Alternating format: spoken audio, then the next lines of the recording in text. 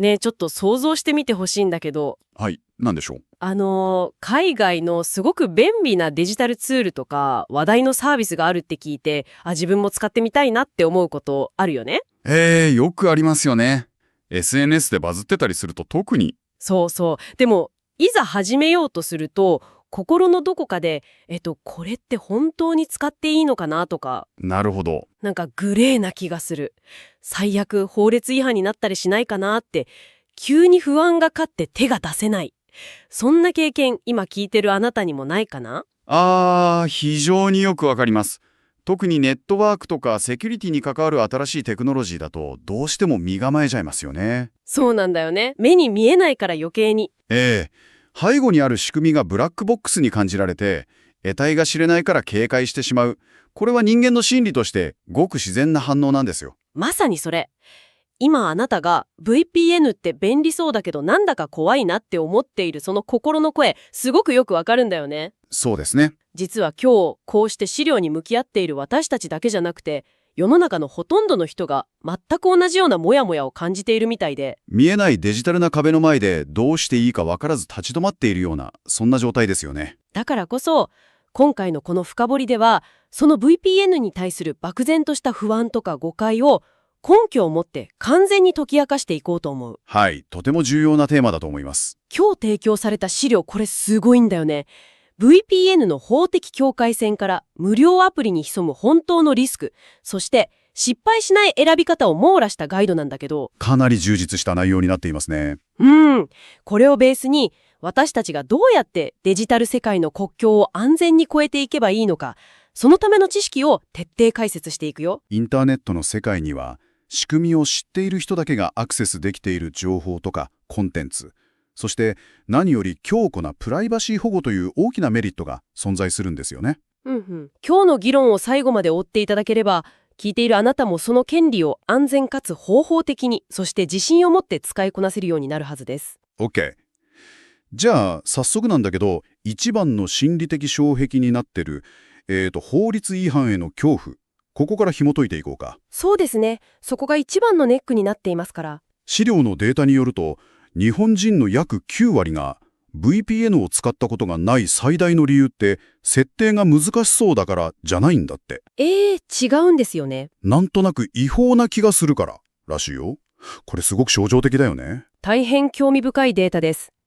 テクノロジーの活用を妨げているのが技術的なリテラシーではなくて、実は感情的なブレーキだという典型的な例ですね。感情的なブレーキ。なるほど。人間って通信を暗号化して隠すという行為に対して無意識のうちに何かやましいことをしているんじゃないかっていう罪悪感と結びつけてしまう傾向があるんですよ。隠すイコール悪いことみたいな心理的バイアスがかかってるわけか。まさにそれです。でも資料の結論からズバッと言うと、日本で VPN を使うことは完全に合法なんだよね。はい、完全に合法です。何の心配もありません。世界に195カ国ある中で VPN の利用自体を法律で禁止したり制限したりしてるのって中国とかロシア、北朝鮮みたいな一部の国だけなんでしょ？そうなんです。政府が国民の情報アクセスを厳しく統制したい、いわゆる権威主義国家と呼ばれる国々ですね。なるほど。私たちが暮らすような民主主義国家においては、通信の秘密やプライバシーを守ることは基本的人権の一部として手厚く保護されています。総務省などの見解を見ても、個人がセキュリティ向上のために VPN を利用することを禁止するような法律は一切存在しません。つまり VPN という技術そのものが違法っていうのは完全な誤解ってことだね。これ資料にあった例がすごくしっくりきたんだけど。包丁の例えですね。そうそう。包丁って食材を切って美味しい料理を作るための生活に欠かせない素晴らしい道具じゃない？毎日使いますからね。でもそれを人を傷つけるために使えば当然だけど傷害罪っていう犯罪になる。おっしゃる通りです。道具の存在そのものとその使われ方は分けて考えるべきだという本質的な指摘ですね。VPN を使って自分の通信を暗号化して海外のサーバーを経由して現地のネットフリックスにアクセスする。で、正規のサブスク料金を払って映画を見る。はい。これって料理をしてるのと同じで、ただ便利な道具を使っているだけだよね。全く問題のない正当な利用法です。だけど VPN の暗号化を隠れ蓑にして他人の著作物を違法なサイトからダウンロードしたりサイバー攻撃を仕掛けたりしたら、それは著作権法違反とか不正アクセス禁止法違反になる。その通りです。何を使ったかではなく、何をしたかが問われるわけです。技術は常に中立ですからね。なるほどな。法的な境界線はあくまでユーザーの行為に惹かれます。ただ、ここで多くの人が混同しがちなのが、国の法律とプラットフォームの利用規約の違いなんです。ああ、まさにそこ突っ込みたかったところ。やっぱり気になりますよね。うん。ネットフリックスとか Amazon プライムビデオみたいなサービスの利用規約を読むと、地域制限を回避するような手段の利用を禁止するみたいな文言が入ってたりするじゃない？はい。よく見かけますね。はい。法律違反じゃなくても、規約違反になるなら、ある日突然アカウントが永久凍結、いわゆるバンされちゃったりするんじゃないかってすごく不安になるんだけど、そこがなんとなくグレーと感じる最大の要因ですよね。結論から言うと、2024年の現在において、日本で VPN を使用して海外コンテンツにアクセスしたことを理由に、個人のアカウントが停止されたという事例は実質的にほとんど報告されていません。ほとんどないの？規約にはダメって書いてあるのに？はい。なんでプラットフォーム側は厳格にアカウントを消さないの？それはプラットフォームのビジネスモデルを考えれば明確です。彼らにとってユーザーは毎月お金を払ってくれる大切なお客様なんですよ。まあ、そらそうか。彼らが本当に戦っているのは、コンテンツを無断でコピーして海賊版サイトに流すような悪質な業者なんです。うん。海外の作品を見たいだけの一般ユーザーを追い出してサブスクを解約されることはビジネス上何のメリットもありませんからね。なるほど。じゃあ、規約に書いてある制限って一体何のためにあるの？権利者に対するポーズと技術的なブロックの根拠として存在しているんです。ポーズと根拠か。アカウントを凍結する代わりに彼らは、この通信は VPN のサーバーからアクセスされているなと検知した瞬間にその通信を一時的に遮断するんです。つまり動画を再生できなくするってこと？その通りです。技術的な対抗措置を取っているわけです。なるほどね。この IP アドレスからのアクセスは VPN っぽいから再生ボタンを押せないように弾いちゃえみたいな。まさにそれです。IP アドレスというのはインターネット上の送信元の住所のようなものなんですが、VPN を使うとこの住所を一時的に海外のサーバーのものに書き換えることができるんです。でも動画配信サービス側もこの住所は VPN 業者のものだというブラックリストを作っていて。いたちごっこをしてるんだ。だからこそそのブロックを技術的に回避し続けられる高品質な VPN を選ぶことが重要になってくるんです。なるほどな。法律違反で警察に捕まるわけでも、アカウントが消されてお金がパーになるわけでもなく、単なる技術的な見えない壁をめぐる攻防なんだね。はい、そういうことです。それがクリアになっただけでかなり肩の荷が下りた気がする。よかったです。じゃあ、合法で安全だって分かったところで次の疑問に行きたいんだけど。はい、何でしょう。なぜ今、世界中で5億人以上もの人が日常的に VPN を使っているのか。これ、一昔前までは企業の情報システム部の人たちが使うようなガチガチのセキュリティツールだったよね。その通りです。2000年代初頭の VPN は、出張先や自宅から会社の機密情報が入った社内ネットワークに安全にアクセスするためのプロの防御ツールでした。暗号化されたトンネルをインターネット上に作り出して、第三者に通信を覗き見されないようにする技術ですね。それが今や一般の人たちが普通にスマホに入れるライフハックツールに進化していると。そうなんですよ。大きく変わりました。資料を読み解くと、その転換点って2010年代。ネットフリックスとか Spotify みたいなストリーミングサービスが世界展開を始めたことにあるみたいだね。皮肉な話ですよね。エンターテインメントがグローバル化して、インターネットが世界を一つにすると思われていたのに、実際にはデジタル空間に明確な国境が引かれてしまった。見えない壁ができてしまったんです。本当にそう。だって海外版のネットフリックスには日本版の約2倍以上の作品タイトルがあるっていうし。はい、全然数が違います。イギリスのサーバーを経由すればプレミアリーグの試合がフルで見られたり、逆に海外旅行中に日本のサーバーを経由すれば海外からは弾かれちゃう日本の Amazon Music のプレイリストとか TVer のドラマが普通に楽しめたりする。そうですね。旅行先でもいつもの環境が手に入ります。知っている人は国境を越えた当たり前のように楽しんでるのに、知らない人は見えない壁の中でお住まいの地域では見られませんって画面を見つめてる。すごい情報格差だよね。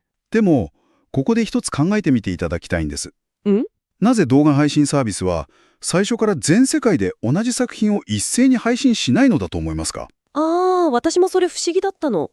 だって全部オープンにした方がユーザーも喜ぶし、プラットフォーム側も儲かるはずじゃない？そう思いますよね。それってただ単にライセンス交渉をサボってるとか、プラットフォーム側の怠慢なんじゃないの？実はそうではないんです。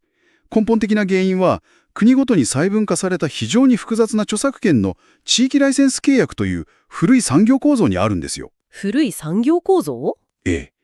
例えば、ある大ヒット映画のインターネット配信権について考えてみましょう。アメリカでは A 社という配信サービスが独占契約を結んでいて、日本では B 社が数億円で権利を買っているとします。この状況で、もしネットフリックスがアメリカのユーザー向けに配信しているその映画を日本のユーザーにもそのまま見せてしまったらどうなるでしょうか？日本で高いお金を払って権利を買った B 社の利益を奪うことになって、大規模な訴訟問題になっちゃうのか。その通りです。インターネットは物理的な国境を持たないメディアですが、コンテンツの権利ビジネスは未だに国単位で切り売りされるアナログな時代のルールのままなんです。なるほどな。だからプラットフォーム側は法的なトラブルを避けるためにユーザーの IP アドレスを読み取って、あなたは日本にいるからこの作品は見せられませんというジオブロック、つまり地域制限をかけざるを得ないんです。なるほど。誰も意地悪をしたくて壁を作ってるわけじゃなくて、構造上の問題なんだね。そういうことです。そして VPN の本質はまさにそこにあると。自分の通信を暗号化して海外にあるサーバーの IP アドレスを借りることで、見かけ上私は今アメリカのカリフォルニアからアクセスしてますよっていう状態を作り出す。はい、まさにその仕組みです。これによってその複雑な地域ライセンスの見えない壁を合法的かつ安全にすり抜けることができる。なんだかデジタル上の私書箱とか郵便物の転送サービスみたいな仕組みだね。非常に的確な例えですね。物理的な居場所を変えることなく、デジタルな発信元の住所だけを切り替える技術。それが VPN の最大の魅力です。仕組みがわかるとワクワクしてくるね。IP アドレスを切り替えるだけでそんな魔法みたいなことができるなら、早速スマホのアプリストアで VPN 無料って検索して、一番上に出てきた星の数が多いアプリを入れてみようかな。ちょっと待ってください。それはデジタル世界において絶対に避けるべき最も危険な行動の一つです。なんで？無料なら手軽に試せていいし、ダメなら消せばいいだけじゃない？それに、ちゃんとした企業が出している無料の制限版とかもあるよね。確かに、侵害できる有料プロバイダーがお試しとして提供している通信容量や速度に制限のある無料プランは存在します。それは安全です。私が警告しているのは、最初から完全無料で無制限に使えると売っている、いわゆる完全無料 VPN の罠についてです。完全無料の罠。考えてみてください。VPN のサービスを提供するということは、世界中に何千万もの高性能なサーバーを設置し、膨大な通信トラフィックを処理し、エンジニアを雇って保守し続けなければならないということです。言われてみればすごい規模のシステムだよね。莫大なコストがかかります。それなのに完全無料で提供できる運営会社は一体どこから利益を得ているのでしょうか？アプリを立ち上げた時に出てくる広告収入とか？広告を表示する程度ならまだ可愛い方です。可愛い方？恐ろしいのは、ユーザーの通信そのものを覗き見し、マネタイズの道具にしているケースです。ビジネスの世界には、サービスが無料であるとき、商品になっているのはユーザー自身であるという有名な格言があります。つまり私のデータが売られてるってこと？その通りです。VPN というのは、あなたのスマートフォンとインターネットの世界を結ぶ唯一のトンネルになります。つまり、あなたがどのウェブサイトをいつ訪問したか、どんなアプリをどれくらいの時間使っているか、今どこにいるのか、というデータのすべてが暗号化される前に VPN 業者のサーバーを通過するわけです。悪質な無料 VPN 業者は、この膨大なアクセスログやプライバシー情報を収集し、データブローカーや広告代理店、最悪の場合には素性の知れない第三者に販売し、莫大な利益を上げています。ちょっと待って。自分のプライバシーを守るためにトンネルを通ったつもりが、実はそのトンネルの中には監視カメラがびっしり設置されていて、私の行動履歴が裏で売りさばされてたってこと？まさにそういう状態です。それ本末転倒どころの騒ぎじゃないね。最悪だ。さらに深刻な問題もあります。独立系のセキュリティ研究機関の調査によると、アプリストアに並んでいる無料 VPN アプリの中には、インストールした時点でスマートフォンにマルウェア、つまり悪意のあるソフトウェアを感染させたりする事例すら報告されているんです。嘘でしょ。はい。ひどいものだと、ユーザーの端末を踏み台にしてサイバー攻撃に加担させたりすることもあります。セキュリティを高めるための道具が、実はハッカーを自宅に招き入れるための裏口だったなんて、怖すぎる。だからこそ、安易な無料アプリは絶対に避けるべきなんです。でもさ、そうなると一つの疑問が湧いてくるんだけど、何でしょうか。私たちが有料の VPN にお金を払ったとして、その有料の会社が月額料金を受け取った上で、さらに裏で私たちのデータを売ってないってどうして言い切れるの？お金を払えば絶対に安全なの？非常に鋭く、そして本質的な問いですね。おっしゃる通り、有料だからという理由だけで盲信するのは危険です。だよね。だからこそ、知識欲の高いあなたが迷わずに、本当に信頼できるサービスを見極めるための3つの絶対基準を資料から導き出しました。よし、ここからが一番大事なところだね。1つ目の基準は？第一の基準は、強力なノーログポリシーを掲げており、かつそれが第三者機関の監査を受けていることです。ノーログポリシーっていうのは、ユーザーの通信履歴や活動記録、いわゆるログをサーバーに一切保存しませんっていう約束だよね。はい、その通りです。でもさっきも言ったけど、それって業者の自己申告じゃない。口では何でも言える気がするんだけど。そこで重要になるのが、監査と法域、つまり管轄国です。監査と法域。一流の VPN プロバイダーは、自社の主張が本当であることを証明するために、PwC やデロイトといった世界的な独立監査法人にお金を払って、自社のサーバーのソースコードやインフラ構造を徹底的に調査させています。なるほど。外部のプロが中身をチェックしてるんだ。ええ。本当にログを保存するシステムが存在しないかを客観的に証明しているんです。さらに、本社をスイスやパナマ、英領バージン諸島といったプライバシー保護の法律が非常に厳格な国に置いていることも重要です。もしアメリカや日本みたいに警察や政府が犯罪捜査のためにこのユーザーのログを出せって法的に要求できる国にサーバーや本社があると、会社側も従わざるを得ないもんね。まさにそこです。でもスイスやパナマならその強制力が及ばないし、そもそも監査で保存する機能自体がないと証明されていれば、出そうと思っても物理的に出せないってことがめちゃくちゃ理にかなってる。その通りです。技術と法律の両面からユーザーの情報を守るのではなく、最初から持たないというアプローチを取っているサービスを選ぶべきです。納得。じゃあ第2の基準は？第2の基準は通信速度とサーバーネットワークの規模です。これは実用性に直結します。VPN を使うと通信のデータをわざわざ暗号化して海外のサーバーを経由させるわけだから、普通にインターネットにつなぐよりもスピードは遅くなるよね。ええ。物理的な距離と暗号化の処理による遅延は避けられません。しかし、高品質なサービスは最新の通信プロトコルを採用して、その遅延を人間が体感できないレベルまで抑え込んでいます。ふむふむ。選ぶ目安としては、世界60カ国以上に展開していて、数千台規模のサーバーを保有していることですね。サーバーの数ってそんなに重要なの？はい。サーバーの数が多ければ多いほど、一つの回線にユーザーが集中して渋滞するのを防ぐことができます。なるほど。それに、動画配信サービス側から IP アドレスをブロックされた際にも、すぐに別のサーバーに切り替えてアクセスを回復させることができますから。サーバー数は渋滞を避けるための斜線の多さであり、ブロックされた時の抜け道の多さでもあるわけだ。わかりやすい。じゃあ最後の3つ目は？第3の基準は、返金保証が用意されていることです。多くの有料サービスは30日間返金保証を設けています。これってつまり、自分の環境でネットフリキズがちゃんと見れるかとか、家の Wi-Fi で速度が落ちないかを実際に試してから判断していいってことだよね。はい、そういうことです。使えなかったらお金が返ってくるなら、導入のハードルはぐっと下がるな。でもさ、気になるのはやっぱりお値段じゃない？こういう高度な技術と世界中のサーバー網を使うとなると結構なコストがかかりそうだけど。確かに、月ごとの単月契約だと1500円前後かかることもありますが、1年や2年の長期プランを選べば、月額換算で500円から700円程度に収まるものがほとんどです。たったそれだけ？はい、その程度です。1日あたりで計算したら20円とか30円じゃん。缶コーヒーよりずっと安い。そうなんですよ。年に換算しても映画のチケットの半額以下で世界中のエンタメコンテンツが見放題のパスポートが手に入って、しかも自分のプライバシーっていう最も価値のある資産を守れるなら信じられないくらいコスパが高いね。ええ。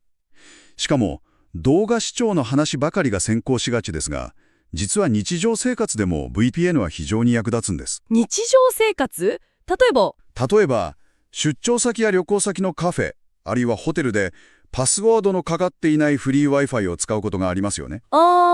よくスタバとかでパソコン広げて仕事してるよ。実はあれ、同じ Wi-Fi ネットワークにつないでいる悪意のある第三者からあなたの通信内容を簡単に覗き見されてしまうリスクがあるんです。パスワードとか仕事のメールとかも？はい。丸見えになる可能性があります。でもそこで VPN をオンにすれば、通信が軍事レベルで暗号化されるため、たとえフリー Wi-Fi 経由でも情報を傍受されることはありません。マジか。月額数百円でどこにいても安全な仕事環境が手に入るわけだ。そういうことです。動画だけじゃなくてカフェでドヤ顔で仕事するための必須のセキュリティアーマーでもあるわけだね。ドヤ顔はともかく必須のアーマーであることは間違いないですね。ただね、安全性も価格のコスパも完璧に理解した上で、初心者にとっての最後の、そして最大のハードルが残ってると思うの。何でしょうか？それは海外のサービスだし、設定がハッカーみたいで難しそうっていう不安。なるほど。でもそれは完全に過去のイメージですね。そうなの？かつては手動で複雑なネットワーク設定を入力する必要がありましたが、現在は拍子抜けするほど簡単です。コーヒーのお湯を沸かして入れ終わるまでのわずか3分から5分もあれば、すべての準備が完了します。本当に？英語が読めなくてもパソコンが苦手でもできる？もちろんです。現在の主要な VPN アプリは日本語に完全対応していますし、直感的なデザインになっています。手順はたったの3ステップですよ。教えて。ステップ1、選んだ VPN の公式サイトからアプリをスマホやパソコンにダウンロードする。ステップ2、メールアドレスでアカウントを作成し、プランを選んで決済する。はい。ステップ3、アプリを開いて画面に表示されている世界地図や国名のリストから接続したい国、例えばアメリカやイギリスを選んで真ん中の大きな接続ボタンをタップする。たったこれだけです。アプリ入れて、国選んで、ポチッ。はい、ポチッです。本当に、それだけで、裏側の複雑な暗号化とか IP アドレスの書き換えとかを全部やってくれるの？スマートフォンの操作に慣れていて、普段 YouTube の動画を検索してみることができるリテラシーがあれば、誰でも迷わず設定できます。すごい。もし何らかのトラブルで繋がらなかったとしても、有料サービスなら24時間対応のチャットサポートが自動翻訳付きで用意されているので安心です。なんだ、拍手抜けちゃった。これなら今すぐできるね。そうですね。思い立ったらすぐ始められます。さて、ここまで一気に VPN の深淵を駆け抜けてきたけれど、そろそろ全体を総括してみようか。はい、お願いします。まず、最大の誤解だった VPN は違法っていうのは間違い。日本では合法的なツールであり、それをどう使うかが重要だと。その通りです。そして世界中で使われている理由は、単なるセキュリティツールから複雑な著作権の地域制限を超えてグローバルなコンテンツを楽しむためのライフハックに進化したから。ただし、誘惑に負けて無料 VPN には絶対に手を出してはいけない。ただより高いものはないっていう言葉通り、自分の行動履歴やプライバシーが売り物にされてしまう。ここは本当に気をつけていただきたいポイントですね。だから選ぶべきは、ノーログポリシーが監査されていて、十分なサーバー数と速度があり、返金保証がついている有料 VPN。これが月額たった数百円で手に入って、設定はアプリを入れてボタンを押すだけ。5分で終わる。完璧な要約です。今日の解説をここまで聞いてくださったあなたは、もうなんとなく怖いと足踏みしていた側から、仕組みを理解、コントロールできる、知っている人の側へと完全に足を踏み入れましたね。そうだね。今までは、お住まいの地域では利用できませんっていう冷たいメッセージの前で、ただ諦めるしかなかった。はい。でも、その見えない壁を越えて、新しい世界への扉を開くための知識と鍵を、聞いているあなたは今確実に手に入れたんだよね。ねえ。知識は実際に自分の生活に取り入れて行動に移すことで、初めて本質的な価値を生み出すものですから。本当にそう思う。ここで立ち止まるのか、それとも扉を開いてみるのか。その選択権はもう完全にあなたの手の中にあるんだよね。はい。今日提供された資料の最後にすごく私の心に刺さった印象的な一節があったんだけど、どんな言葉ですか？インターネットは本来世界を一つにつなぐはずだった。しかし実際は見えない国境で分断されている。VPN はその分断された壁を越えるための橋である。って。ああ、非常に示唆に富んだテクノロジーの現在地を表す深い洞察ですね。これを少し発展させて考えてみるとさ、インターネットが本来持っていたはずの境界線のない自由な世界を歩き回るためのデジタルパスポート、それが今の時代においては VPN なのかもしれないね。まさにパスポートですね。もしあなたが今このパスポートを手に入れたとしたら、まず最初にどの国のどんな景色を見に行きたい？ワクワクする問いかけですね。デジタル上に引かれた国境は、私たちが自分自身の知識と意思で越えようとしない限り、永遠に存在し続けるのかもしれない。なんかそんなことを考えさせられる最高にエキサイピングなテーマだったね。そうですね。皆さんのデジタルライフがより豊かになることを願っています。